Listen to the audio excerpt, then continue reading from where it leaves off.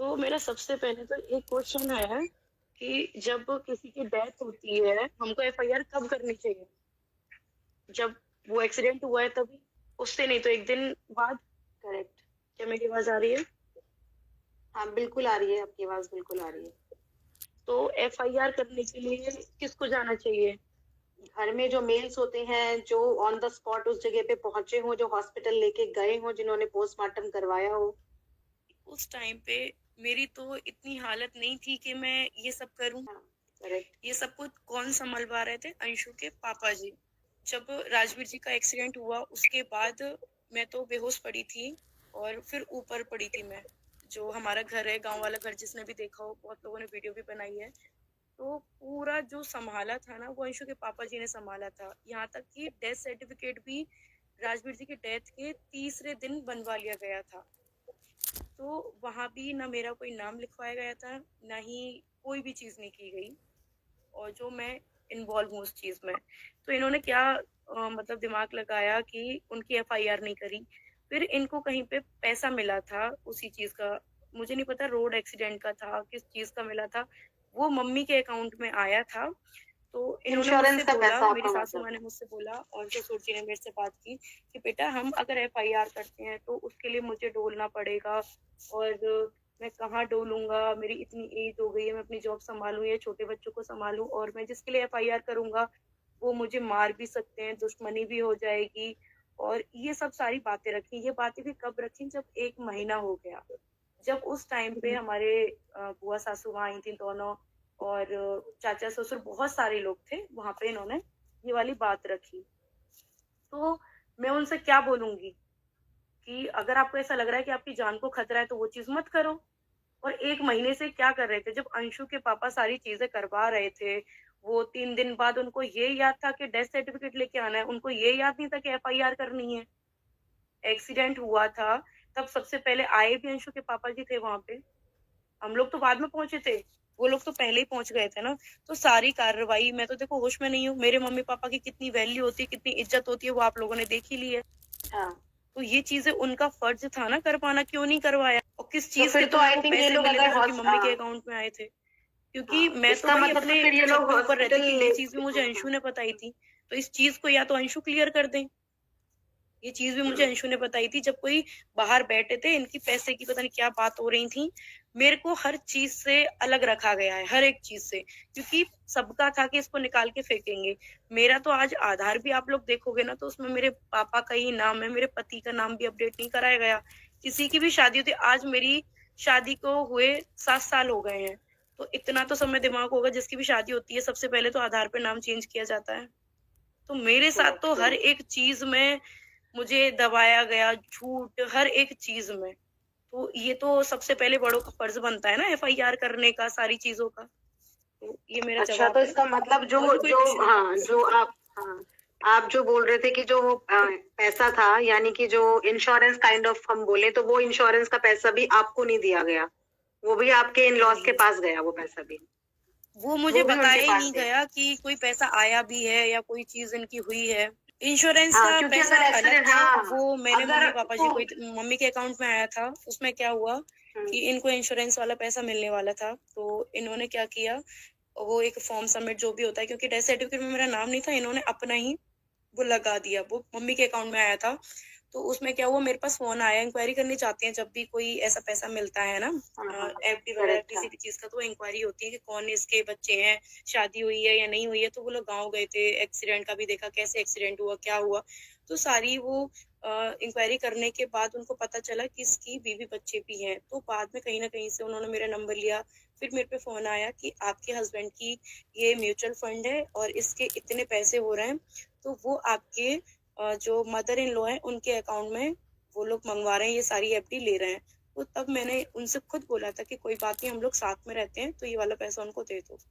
तो उन्होंने मेरे को कभी कोई चीज बताई नहीं, अपनी कुछ भी चीज नहीं बताते कि क्या कर रहे हैं क्या नहीं कर रहे हैं।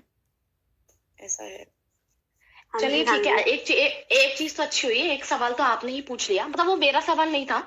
और मैं आपसे सपना जी कुछ पूछना चाहती हूँ, पहले ही मैं माफी मांग रही हूँ, ठीक है, क्योंकि ये मेरे सवाल नहीं है। मुझे तो आपसे कुछ भी नहीं पूछना। पर मैंने 3 चैनल देखे हैं जो कि काफी बड़े बड़े चैनल है, 3 चैनल है, ठीक है। तो वो आपकी बारे में सिर्फ नेगेटिव ही बोलते हैं, नेगेटिव ही बोलते हैं। मैंने काफी कमेंट्स भी किए कि भाई इतना भी मत बोलिए, अंशु की बड़ाई बड़ाई, हर चीज में बस आपको ही नेगेटिव, इवन बातों को घुमा घुमा के इस तरह से शो करना, डायरेक्ट नहीं पर इस तरह से, जैसे वो फोटो भी आपने ही डाली है। पर उनके म्यूचुअल कुछ सवाल होते हैं जो मैं उनके सवाल आपसे पूछना चाहती हूँ, क्योंकि वो आपके हेटर्स हैं। और जब जो आप आज लाइव में आ रही है ना, ये छोटी छोटी क्लिप्स बन के कल सर्कुलेट होंगी, तो एटलीस्ट उनके पास उनके सवालों के जवाब हो, हमको तो कुछ नहीं पूछना आपसे। तो उनका पहला सवाल ये रहता है कि जब सूरज जी आपको इतना टॉर्चर करते थे, चीजें करते थे, तो फिर आपने राजवीर जी से शादी क्यों की? जब आपको पता था कि घर ऐसा है तो आपने उनसे शादी क्यों की? ये उनका पहला सवाल है, मेरा नहीं है, उनका है। इसका मैं जवाब दूंगी कि मेरी बेटी 4 महीने की थी जब सूरज जी छोड़ के गए थे मुझे, और मेरी वो हालत थी ना कि लड़की समझ सकती है जिसके साथ हुआ हो, या फिर जो जिन्होंने मुझे देखा हो। और भी काफी सारी चीजें हुई थी इस शादी की। मैंने आपको बताया था कि जो मेरी सासू माँ थी वो तो खिलाफ थी कि ये शादी हम नहीं होने देंगे। फिर राजवीर जी ने मुझे समझाया और काफी सारी चीजें हुई, और कहीं ना कहीं उनका स्वार्थ भी मैं समझूंगी, क्योंकि उस टाइम पे ना ही राजवीर जी को कोई चैनल एडिटिंग, उन्होंने खुद भी आपको बताया होगा, और उसी से चैनल चलेगा, अर्निंग काफी अच्छी थी, तो उनका भी स्वार्थ था। और मेरा सिर्फ इतना स्वार्थ था कि मैं कहीं दूसरे के यहाँ नहीं जाऊंगी, क्योंकि मैंने भी दुनिया देखी है कि ना ही कोई बच्चे को प्यार देता है कि अपने ही घर में रहूं, क्योंकि बाहर क्या दूसरे का बच्चा लेके कोई अपनाता नहीं है दुनिया में। मैं ये नहीं कहूंगी कि पूरी दुनिया ऐसी है, 1-2 लोग होंगे जो अपना लेते हैं, बाकी कोई नहीं अपनाता। और उस टाइम पे मैं 20 साल की थी, 20 साल की। तो ये लगता है कि मैं कहाँ जाऊंगी, कैसा घर मिलेगा, या फिर शादी नहीं करूंगी, या जिंदगी भर मायके में कैसे रहूंगी।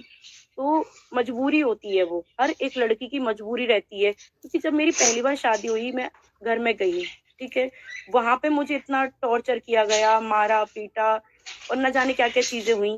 तो लगता था कि दूसरे के घर जाऊंगी, वो तो ये कहेगा ना दूसरे की औलाद लेके आ गई है, उसका बच्चा लेके आ गई है, मारपीट, न जाने क्या क्या केसेस होते हैं, हम भी दुनिया में देखते हैं। फिर ये राजवीर जी का नेचर बहुत अच्छा था, और जी बिल्कुल, यही मुझे पूछना था, क्योंकि उनका यही सवाल होता है। पता है, ये रहती है मजबूरी जी, मजबूरी रहती है इंसान पे। जब मजबूरी आ जाती है ना बच्ची को देख के। मैम हम तो सब समझते हैं, पर उनका यही सवाल था कि जब पहला भाई पीट रहा था, मार रहा था, तो तुमको ऐसा क्यों नहीं लगा कि दूसरा नहीं मारेगा? जबकि हमें तो पता है कि साथ रहते हमारी 5 उंगली एक जैसी नहीं रहती, हमारी 5 उंगली एक जैसी नहीं रहती कि भाई वो ऐसे हैं तो दूसरा भी ऐसे रहेगा। तो 5 उंगली जी मैम, ये हमें पता है कि आप वहां रहे होंगे तो आपने राजवीर जी का नेचर भी देखा होगा, आपको पता होगा कि भाई ये चाचा पापा बन सकते हैं, तो हमें तो पता है। पर वो हमेशा हर आप उनकी वीडियोस देखना, उनके कुछ ऐसे सिमिलर सवाल होते हैं। उनका दूसरा सवाल होता है कि कैसी औरत है इसको, चलो ठीक है वो तो आदमी बुरा था, वो तो कैसा भी था, पर इसने रिकॉर्डिंग की देवी, इसने रिकॉर्डिंग डाल दी, इसको शर्म नहीं आई है कि वो तो मर चुका है, उसको गालियां पड़वा रही है ये वो। मुझे ये भी पता है कि आपने वो रिकॉर्डिंग क्यों डाली, किसी, ठीक है। ये जो सब लोग मेरे साथ कर रहे हैं इनको शर्म नहीं आती? ये सब अच्छे कर रहे हैं मेरे साथ में, इस हद तक गिर रहे हैं, हर एक चीज मारने तक की धमकियां, हर एक चीज की जा रही है मेरे साथ, इनको शर्म नहीं आती? उनको वो चीजें नहीं दिख रही कि पूरा ग्रुप मिलके एक लड़की को टारगेट कर रहा है? और प्लस ये जो चैनल्स हैं जो बना के बैठे हैं ये लोग भी।